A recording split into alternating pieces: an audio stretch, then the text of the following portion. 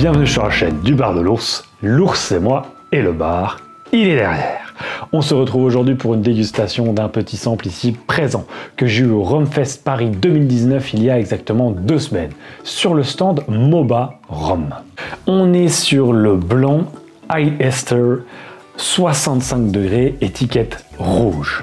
C'est le batch numéro 1, ou devrais-je dire numéro 1,2, puisqu'il y a eu une première production qui a été faite et qui titrait à 78 degrés d'alcool. Elle n'a pas été retenue pour plusieurs raisons. Celle qui nous intéresse et qu'on a réussi à mettre la main dessus, c'est celle-ci, c'est le premier, on va dire, vraiment officiel, qui est sorti à 88 bouteilles et dont, à mon avis, il ne reste déjà plus beaucoup. Alors Moba, qu'est-ce que c'est? C'est une distillerie qui est située en Afrique du Sud. Elle réalise ses rhums à partir de pur jus de canne à sucre, donc du Veisou. Leur variété de canne, elle est 100% locale, c'est-à-dire qu'elle a été développée sur place et elle a vraiment été faite pour les intempéries, contre les insectes, ce genre de choses, vraiment propres au pays. Pour la petite histoire, en fait, cette canne, elle pousse en botte, c'est-à-dire que ça fait des espèces de paquets, alors que les cannes qu'on a plutôt l'habitude de connaître, nous, qu'on a notamment aux Caraïbes, elles poussent les unes à côté des autres dans des espèces de rangées. Là, c'est des espèces de bottes, un petit peu comme des roseaux. Voilà pour la petite histoire et la petite anecdote. Cette canne, son autre conne, c'est la N57 et localement, on l'appelle la Nkomazi. Nkomazi. Les cannes sont alimentées en eau par la Crocodile River et ce qui permet, notamment avec le climat aussi, à la distillerie de pouvoir faire du rhum quasiment 9 mois dans l'année, ce qui est énorme comparé à d'autres endroits sur Terre ou à d'autres distilleries où généralement on est cantonné à quelques mois seulement dans l'année. C'est du 100% pot-still, donc alambic et pas de colonne. Donc la canne elle est coupée à la main et les feuilles sont même coupées à la main elles aussi. Alors que souvent, on retrouve une autre technique qui consiste à brûler la canne pour retirer toutes les imperfections et les feuilles. Donc les cannes, elles passent dans un broyeur, mais qui ne les presse pas, et seulement ensuite, elles vont passer dans une presse hydraulique de 60 tonnes fait maison, pour l'occasion, et ça va extraire notre jus de canne d'un seul coup. La durée de fermentation, elle est de 3 semaines. Et nous avons un ajout de levure spécifique à la distillerie fait à partir de leur propre canne à sucre, qui représente environ 30%. Pour rappel, la levure, on l'appelle aussi Dunder, qui veut dire vinasse en français, qu'on retrouve notamment dans les rhums jamaïcains. C'est un espèce de moult, une espèce de levure, comme on dit, fait à base normalement d'ingrédients naturels, donc par exemple de la canne à sucre, mais plein d'autres choses, notamment qui font fermenter vraiment un liquide et qui est spécifique à chaque distillerie. C'est une matière organique, donc qui amène des bactéries et qui va vraiment faciliter la fermentation, qui va augmenter la fermentation de notre liquide et qui va amener énormément d'arômes, un petit peu d'acidité et qui va vraiment faire travailler de manière très spéciale notre liquide. Alors, ce que nous avons dans notre sample aujourd'hui, c'est donc le batch numéro 1 officiel qui est sorti, je l'ai dit, à 88 bouteilles. C'est un cœur de chauffe qui titre à 65 degrés d'alcool.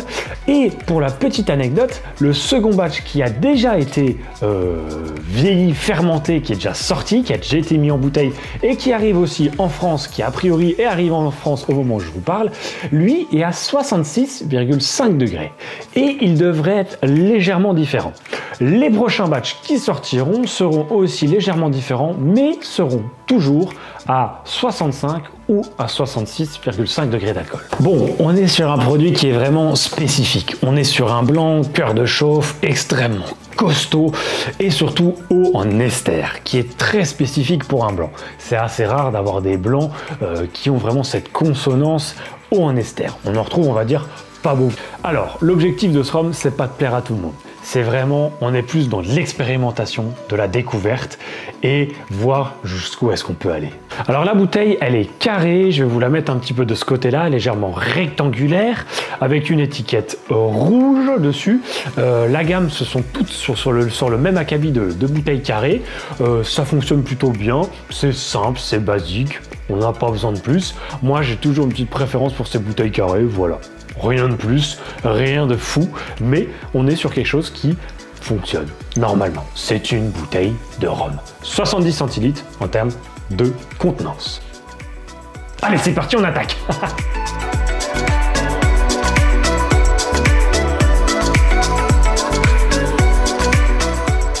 La robe, elle est claire et elle est à grasse à souhait.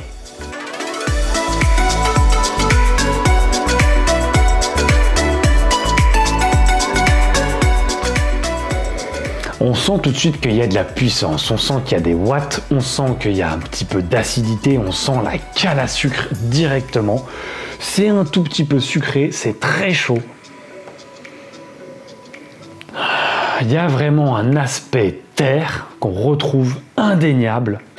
C'est très aromatique, pas trop sur les fruits, mais il y a beaucoup de choses légèrement salées. Moi, j'ai vraiment un esprit un petit peu foin. Vraiment du foin, j'ai l'impression d'arriver dans une écurie quand je suis dans le nez.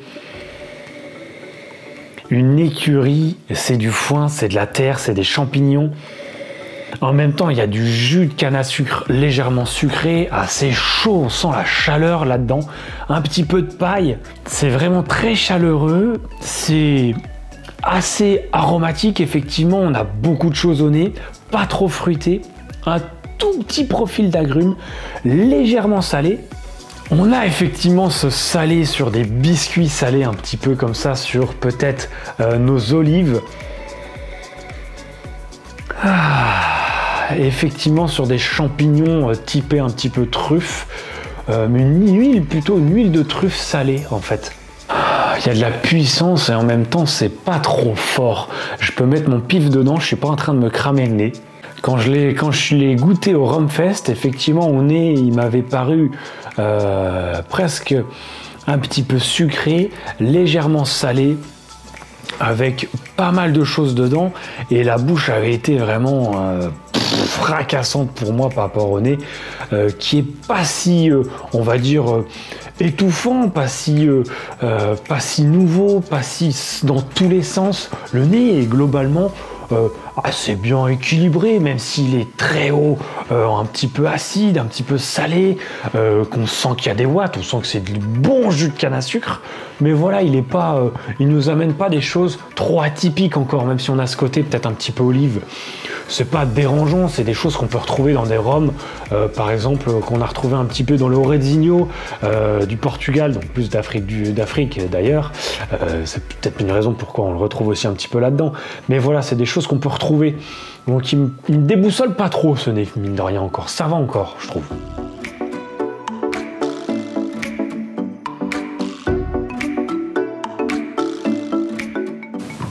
La bouche, c'est quelque chose, hein. Et la bouche, t'es vraiment tapissé, mais c'est un tapis, c'est un ramassis vraiment d'olive, un peu d'alcool. On a un tout petit côté sol poreux comme ça. On a cette canne, ce jus de canne broyé, qui est presque un petit peu crémeux en bouche, un tout petit peu terreux peut-être même. J'ai moins de mal à l'appréhender que je l'ai appréhendé au Rumfest. Au Rumfest, je suis resté 2 minutes devant mon verre à me dire mais qu'est-ce que j'ai dans la bouche. Et là, j'ai un petit peu moins de mal, peut-être parce que je l'ai servi depuis un certain temps. Et sans doute parce que je suis préparé psychologiquement aussi, c'est bête, hein, mais là, au Rumfest, je ne m'y attendais pas du tout. Donc c'est peut-être pour ça que j'ai eu cette claque. Là, j'ai un petit peu moins cette claque. Mais on est vraiment sur un produit très spécifique quand même. C'est un jus de canne pressé, mais débordant de naturel, quoi. On est vraiment un petit peu sauvage. Très salé, c'est des olives noires, vraiment noires, un tout petit peu amères. C'est peut-être ce dunder, cette fermentation qui nous amène cette acidité. Il est un petit peu déroutant, il faut le dire. Mais il y a un côté très agréable à cette alliance jus de canne sucré, quand même un petit peu chaud, ensoleillé, avec ce côté salé, ce côté un petit peu acide, et pas si acide que ça, parce que moi ça me dérangerait quand c'est trop acide. On a un petit côté un peu funky, un petit peu jamaïque, mais moi les côtés jamaïques en ce moment, ça fait 6 mois, j'en ai marre des jamaïcains, et ben là il n'y a pas ce côté emmerdant du jamaïcain, il y a vraiment juste le côté funky. Effectivement, il y a vraiment ce côté qui bouge. Il y a peu de fruits, mais beaucoup de choses dedans. Plus sur du sel, effectivement, sur du salé, sur peut-être un petit peu de la terre. Il y a beaucoup moins ce foin que j'avais au nez. Mais sans que ça parte trop dans tous les sens non plus encore. Un espèce de côté un petit peu agrume qui vient nous prendre un moment, très légèrement épicé.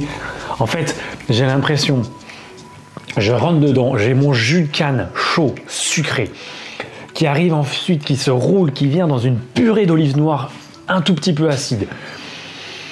Avec cette terre, c'est légèrement crémeux, effectivement, un petit côté presque un petit peu laiteux même. Et enfin, on a vraiment un aspect un peu funky, un peu jamaïque, légèrement, mais très légèrement fruité, sur des agrumes qui ont été vraiment pressés comme ça, dans une espèce, on va dire, d'épices très douces, qui nous relève le tout. C'est pas frais, mais en même temps, on a une bouche un petit peu lourde, un petit peu grasse. On sent qu'il y a beaucoup de choses, c'est très très concentré. Ça part un peu quand même comme ça à droite à gauche, mais sans aller trop haut. Quand on a nos fréquences musicales, de temps en temps on arrive sur le rouge et ça va pas. Là on arrive sur les oranges. Là, bam, bam, bam. On n'arrive pas dans le rouge. On est à la limite entre le orange et le rouge. Ce qui fait que ça fonctionne quand même globalement bien. C'est un beau flux, on va dire. C'est quand même relativement un bel équilibre. C'est déroutant. Déroutant. Et je trouve que ça ressemble vraiment un petit peu au Resigno qu'on avait goûté de Nico. On a vraiment un côté terre, laiteuse, champignons, pas du tout de boisé. Un tout petit peu sur la fin, effectivement, on arrive sur peut-être même une toute petite type de, un petit peu, une espèce de colle, peut-être une colle à bois comme ça. Ce serait pas une colle plastique, plus une colle à bois. Ça nous prend vraiment la bouche, il y a un peu de gras, c'est vraiment cette terre qui vient tapisser, là, moi ça me marque.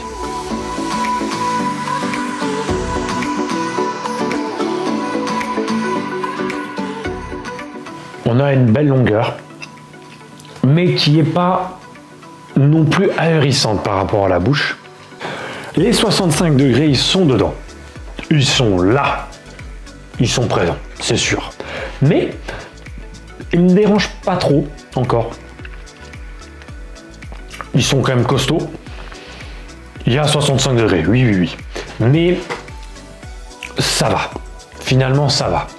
Ils sont, on va dire, équilibrés avec le reste des saveurs. C'est-à-dire que l'alcool est peut-être pas forcément super intégré, mais on a vraiment le temps de décomposer chaque couche dedans, sans que ce degré d'alcool soit dérangeant. Et ça, du coup, je trouve que c'est plutôt pas mal. La longueur, elle est assez longue, mais elle n'est pas ahurissante. Vraiment pas. Elle est longue, quand même. Ça reste. C'est prononcé dans la bouche. Et on va rester sur un goût de sel. Un goût de sel et on a un rehaussement. Ça fait un tout petit peu de sel, mais pas du tout du sel de mer, du sel de table. Sel, rehaussement, tout d'un coup, on ne sait pas comment, de canne à sucre, vraiment un petit peu ce jus, très légèrement sucré, qui s'estompe sur vraiment ce lait de la terre et du lait vraiment concentré comme ça qui reviennent. On n'a pas de fraîcheur qu'on pourrait avoir trop sur d'autres, sur des marqueurs que j'avais envie de dire un petit peu jamaïcain sur d'autres choses, mais on a vraiment un tout petit truc que j'arrive pas à reconnaître et qui reste en bouche là, et ça m'énerve que j'arrive pas à vous le mettre. C'est presque comme si j'avais un peu un blanc d'œuf, légèrement cuit, et je suis vraiment sur un apéro salé en fait. Un apéritif. Celui-ci, avec du fromage, c'est sûr et certain que ça fonctionne du feu de Dieu. C'est clair, net, précis. Je vous le dis, je vous l'annonce. Cette finale est quand même longue, et il y a juste ce tout petit truc, tout à la fin, que j'arrive pas à vous retenir. J'arrive pas à vous le décrire. Mais on a beaucoup d'arômes.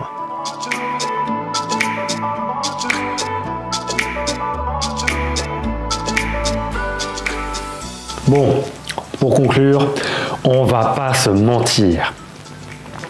C'est pas fait pour tous les palais, ça c'est clair et net. On est sur quelque chose de spécifique, qui a un but spécifique. Pour moi, ça fonctionne. Pour d'autres, c'est sûr que ça fonctionnera pas. On va avoir, à mon avis, deux écoles. Ceux qui adorent, ceux qui n'aiment pas. On est sur, pour moi, quand même un ovni. On est sur un extraterrestre. On est sur quelque chose qui sort complètement de l'ordinaire, qui sort des sentiers battus, qui nous permet d'avoir quelque chose qui nous pousse un peu dans nos retranchements. Quand on arrive sur un blanc, on n'a vraiment aucun des marqueurs qu'on peut retrouver sur des blancs très habituels. C'est impossible de rester stoïque face à cette bouteille. Je l'ai dit, soit vous aimerez, soit vous aimerez pas. C'est pas fait pour le commun des mortels. C'est fait pour une certaine, un petit bout de personnes qui ont envie d'aller un peu plus loin ou qui ont envie de découvrir de nouvelles choses et qui ont envie vraiment de nous trouver peut-être un côté en même temps jamaïcain, un côté madère, un côté légèrement peut-être un tout petit, il y a peut-être un tout petit côté Fidji et en même temps on a cette canne à sucre sucrée presque un petit peu guadeloupéenne qui revient là-dedans, qui nous permet d'avoir des choses vraiment atypiques. Et pour moi ça fonctionne. Alors le prix me paraît pas déconnant, on est à 75 €, 80 € la bouteille. Si on se met sur d'autres références du marché, chez Nesson, l'Esprit il est à 55 €, le Bio il est à 65 voire même 70 des fois, même un peu plus que ça. Le Longto Genesis il est à 65 €, le All Brother Biel il est à 65 €. Chez l'Esprit c'est le Pacifique, sauce Pacifique, brut de Cologne il est à 75 €. Voilà. Ça me paraît pas déconnant d'avoir une bouteille à 75 € pour une qualité comme on a dans la bouteille et 88 bouteilles de produits, un deuxième batch qui arrive sur la même chose à peu près. Pour moi, c'est pas illogique. Maintenant, ça reste cher. C'est effectivement une bouteille de blanc qui est chère. Est-ce qu'on est prêt à mettre 75 € pour une bouteille de blanc? Pas sûr. Pour vraiment avoir un collector, l'acheter, la garder dans un coin, oui. Pour quelqu'un qui a envie de sortir complètement des sentiers battus, qui a envie de vraiment déguster quelque chose qu'il n'a pas du tout l'habitude d'avoir, pourquoi pas? Franchement, pourquoi pas? Après, moi, je pense pas que je les mettrai. Pour la simple et bonne raison que, vous le voyez, hein, j'ai très peu de blanc sur le bar. Je bois rarement du blanc. Je ne bois pas de petit punch. Je bois des blancs purs, mais j'en bois très rarement. Je préfère tout le temps mes vieux, etc. Les seuls blancs que j'utilise, c'est mon 3 Rivières 50 que je fais dans mes cocktails. Voilà, de temps en temps, HSE, le 2012. Voilà. Mais sinon, je bois très peu de blanc, donc c'est vrai que moi, je suis peut-être pas forcément un client de la bouteille. À 75 €, je pense que j'achèterai autre chose. Mais je suis bien content d'avoir pu le goûter et de pouvoir pu vous le faire découvrir. Parce que pour moi, c'est quelque chose qui a le mérite de sortir des sentiers battus. Et puis, mine de rien, ça fait plaisir d'avoir ce genre de choses et ce genre de démarche quand même. Il faut le souligner. En termes de notes, pour moi, ça fonctionne. Ça fonctionne bien. C'est quelque chose qui sort de l'ordinaire. J'ai envie de mettre un 9 sur 10. J'ai envie de mettre un 9 sur 10 parce que c'est un petit peu un coup de cœur aussi. C'est pour souligner aussi l'Afrique qui arrive vraiment à nous faire de jus de canne à sucre qui va commencer à arriver de chez eux. C'est pour souligner quelque chose qui n'est pas dans les traditions qu'on a un petit peu actuellement. C'est pour souligner quelque chose qui est spécifique. C'est pour souligner voilà, une histoire. C'est pour souligner vraiment un produit qui est atypique. Et qui pour moi fonctionne, je l'ai dit 50 fois je pense dans la vidéo, mais c'est important de le souligner je trouve. Allez, on termine là-dessus, merci à toi Peuple du Rhum d'avoir visionné cette vidéo, n'hésite pas comme d'habitude à commenter, partager, liker, venir sur la page Facebook, venir sur l'Instagram du Bar de l'Ours. Je te dis à très vite pour d'autres vidéos, on a notamment le Montebello Bolocos qui arrivera aussi sur la chaîne, qui lui envoie du lourd aussi. Je vous dis à très vite, forcément. Et surtout, n'oubliez pas, pas plus haut que le rhum.